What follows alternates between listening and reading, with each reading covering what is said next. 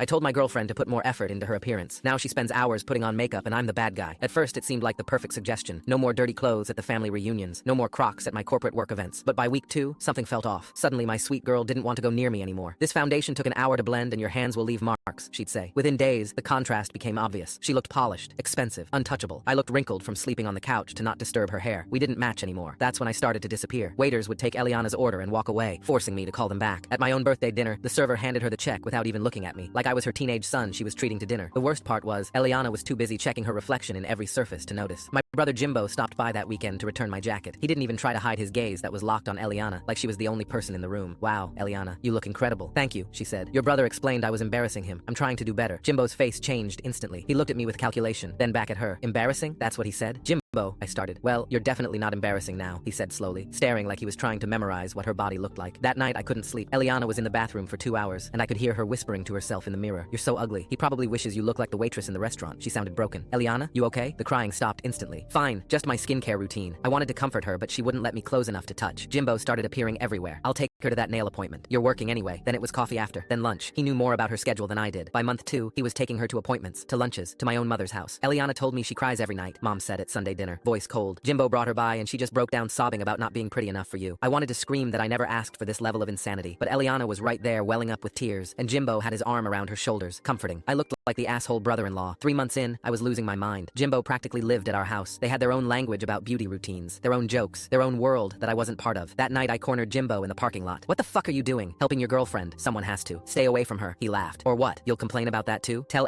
Eliana her appointments are inconvenient? Make her cry more? I shoved him. Touch me again, and I'll tell Eliana you're getting violent about her appearance. See how that goes. I was trapped. Any move I made would make me look worse. The breaking point came after another 4-hour wait for a dinner we missed entirely. This is insane, I exploded. Eliana started sobbing immediately. I'm doing what you wanted, but I know it's not enough. I'll never be pretty enough. Just stop. Go back to normal. Okay, she whispered. I'll stop trying. Eliana showed up looking completely wrong. Not just casual, but deliberately awful. Hair that looked wet with grease, a shirt with actual food stains, dirt under her nails that hadn't been there this morning. Jimbo stood up so fast his chair fell over. What did you do? Not asking her, asking me. He dragged me to the hallway, and the mask finally dropped completely. I've been waiting for you to mess this up, holding her while she cried, telling her she's perfect while you made her feel like crap. You've been playing the long game? His smile was cold. Since the day you brought her home, I've been waiting, and you finally gave me my opening. Back in the dining room, he pulled Eliana against his chest. You're perfect, he said, loud enough for everyone. My brother's an idiot. She looked up at him with those tears. You really think so? I've known so since day one. They left together, Jimbo's arm around her waist, claiming what he'd been circling for months. I had to get her back. Full story link below.